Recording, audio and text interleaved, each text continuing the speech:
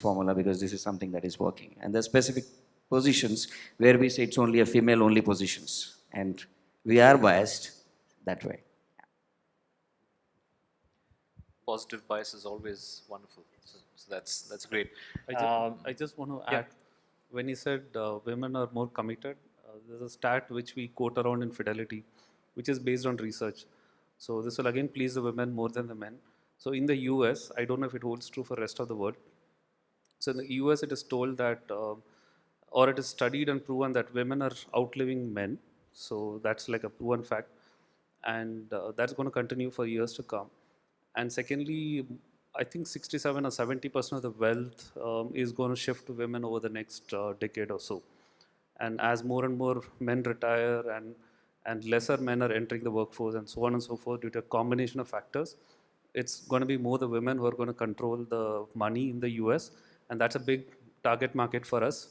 So a lot of programs and including whom we hire is all consciously driven by these kind of elements as well, because we need the right kind of same kind of talent who will be able to appeal to the customer base.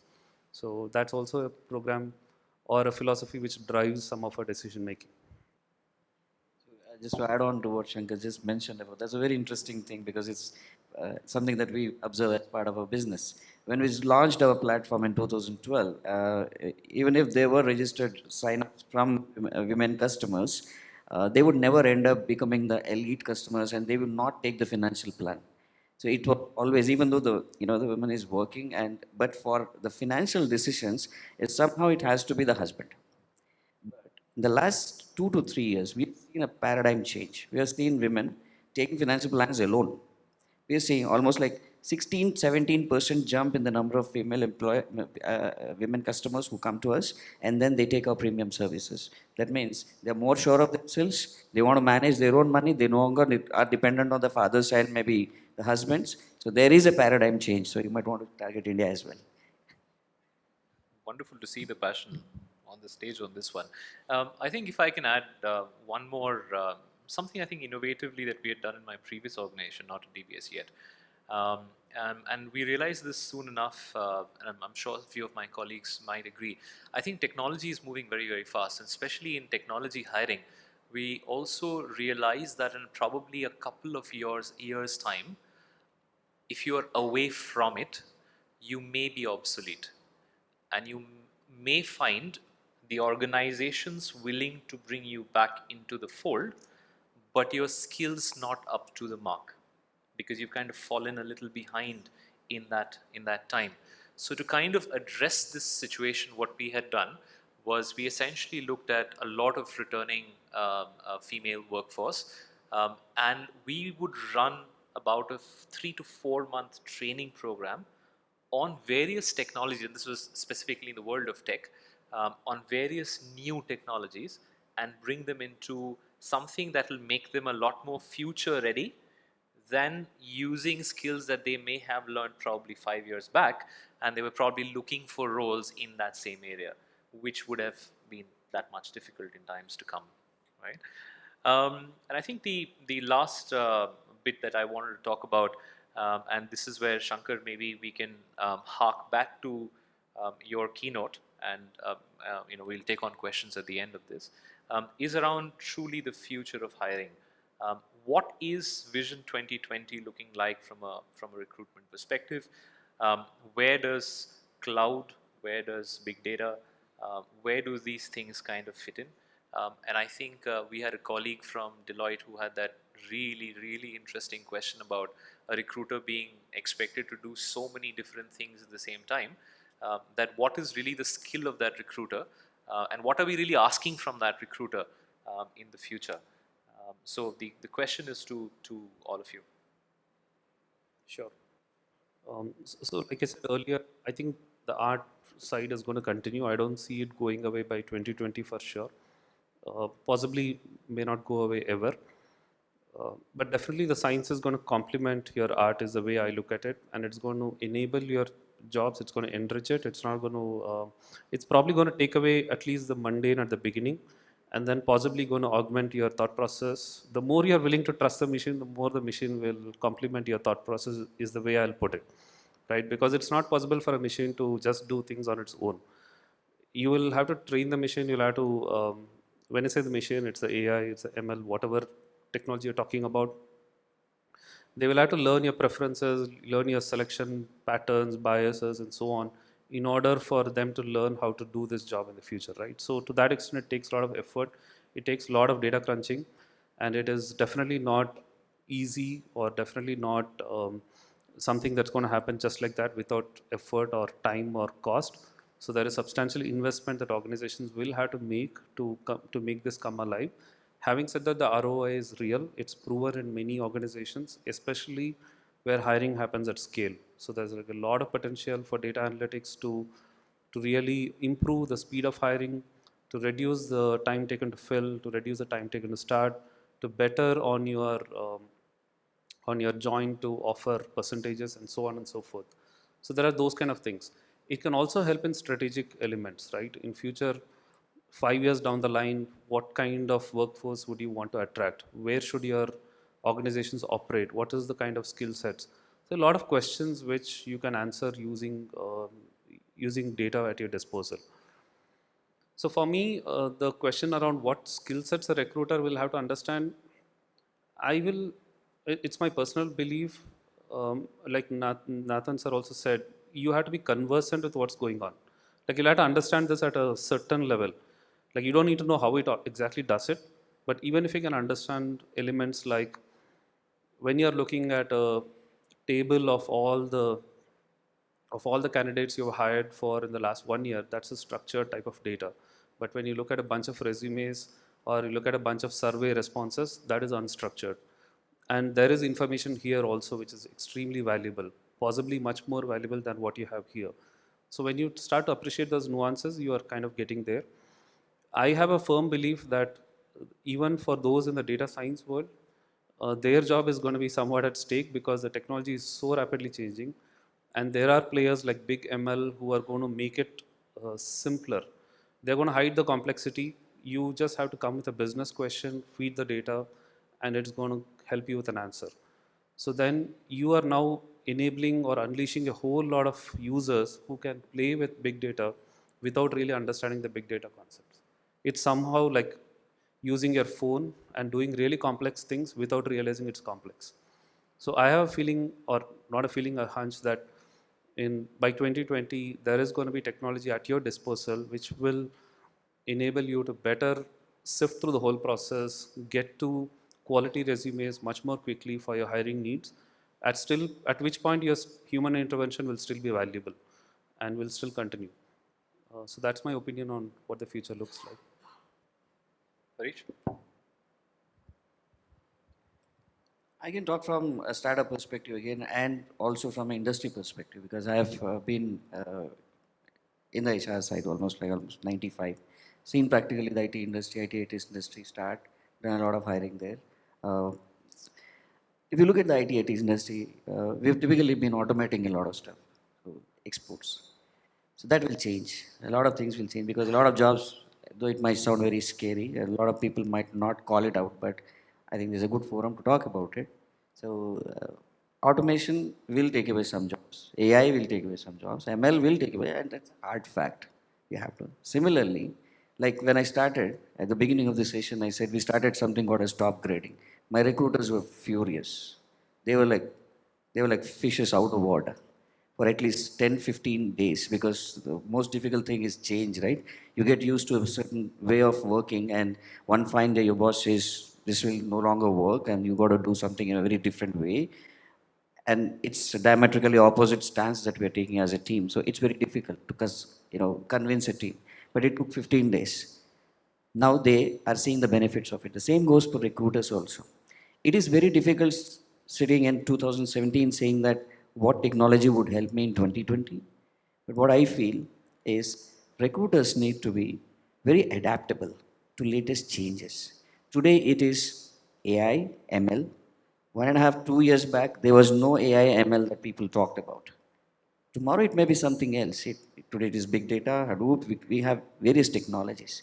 But as a recruiter, just like a software professional, if we are in hiring and if I am a recruiter, I need to update myself, adapt to changes, learn very quickly how I can deploy those with my background in hiring, how I would be able to bring it as a value add to my organization. I think the sooner we adapt, the better we will be, and that's what is the need of the hour. If you want me to name a particular technology, maybe that will help you right now, maybe it's very difficult to say like that. Mohan? Yeah, little radical difference. Yeah, I still strongly believe a recruiter cannot be replaced with the technology. It is an enabler. Uh, the sourcing engine will definitely get automated. I completely have a higher conviction. With a lot of media channels are out there, and all the workforce out there on the electronic cloud, which we call so called, the sourcing may get automated significantly. The process of passing the entire CV and shortlisting may get automated, but the interaction cannot get automated. So what intermediary level, what may change is, many of us may actually work from home rather at an office. The office may get digitized. Our workplace may change, but the work profile would definitely still be stronger. But we will get more smarter. Our time to hire to onboard will get shortened. Our success rate will be much significantly higher. These are the benefits which I foresee in the technology space. Thanks for that, Mohan. I think if I am to bring my perspective into this, having spent, and I'm going to give you an analogy which is not connected in the corporate world at all. So I spent 6 years in uniform um, in various parts of very interesting parts of the country, doing very interesting kind of things. And in the army, we were always taught to be fairly rigid and regimented in the way that we approach any task or objective, and the success of the army depends on that. More and more, however, across the world, and this is not just the Indian Army, across the world, we are realizing that large-scale war is less and less likely to happen. And small-scale conflicts, which are essentially more terrorism-oriented, are probably going to be, what's going to happen. Nobody's really going to start chucking nuclear missiles at each other. That's going to be, the probability of that is pretty low. Now, what that did was, for a lot of us who ended up in places like Kashmir, or in my case, I also got the opportunity to work on the flag of the United Nations in Ethiopia, Eritrea. What we realized that small-scale conflict is in fact very, very difficult, and it's completely in opposition to the rigidity that we had been taught. And all of us had to adapt, because the force that we were fighting against were highly adaptable people themselves. So at every point of time, we had to continuously adapt. Even if we did not understand the political situation, even if we did not understand the intent behind why someone was doing what they were doing, but the fact that we had to be nimble and agile at every point of time is what would see us through more often than not. I see a lot of parallels to that with the recruiter of today. We are faced, and I think you brought out a very relevant point, that 3 years back we could not have thought of big data. So hence, we're sitting in 2017, we think that big data is the solution to everything in 2020. For all we know, it'll be something that we laugh about, saying, haha, remember that time that we thought big data was everything. It may not be. And hence, the recruiter of tomorrow needs to be highly clued on, needs to be a ground soldier, and needs to understand how to adapt to various situations. And I think that's the future of recruitment from my perspective. So thank you so much for your time from all the panelists. We'll take on some questions now. So to Mohan, Harish, Shankar, including Shankar's previous keynote. So if there are a few questions that you held back for the panel, please fire them now. This with us is also a good idea. Yeah. You've been listening to all of us. Possibly we also may have something to learn from some of you guys. So let me then, since I'm playing the moderator, let me put the question out there. One of the areas that we obviously found everybody on this Very non-diverse panel, by the way, was diversity. And we spoke about a few things that we are fairly passionate about and doing in our current organizations. So my question to anybody in the audience, is there something unique that you are doing in your organizations that you want this room to know about? We are into product engineering, and we are here in Kondapur, Hyderabad. So it was quite interesting and informative as well. Like what Harish has explained, what the process they follow to retain the interest of a prospect to join their organization. Similarly, we follow similar steps.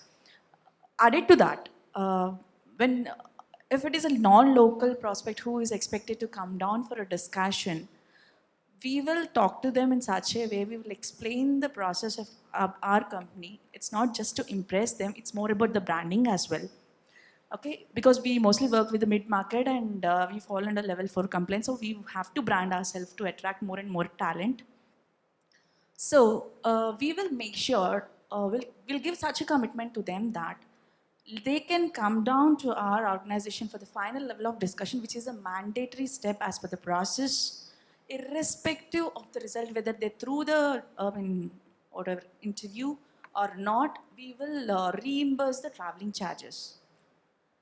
This really helped us. Of course, it is a cost fair, but still in many cases, though they couldn't clear the discussions and they couldn't make it up. They had given such a great Glassdoor reviews that the hospitality was really good and the process was really good that we did everything on one go. And within a week of time, we have reimbursed the amount as well. That really helped. I mean, we give the commitment over the mail also. It's not just the verbal confirmation we give. And the moment they come in, like we will make sure that we'll give them tab to engage them till the panel is back from their person. I mean, if they are engaged with some other sessions or meetings or whatever, we will make sure that the candidate will not waste his time, will engage them, will share more information about our process, our company.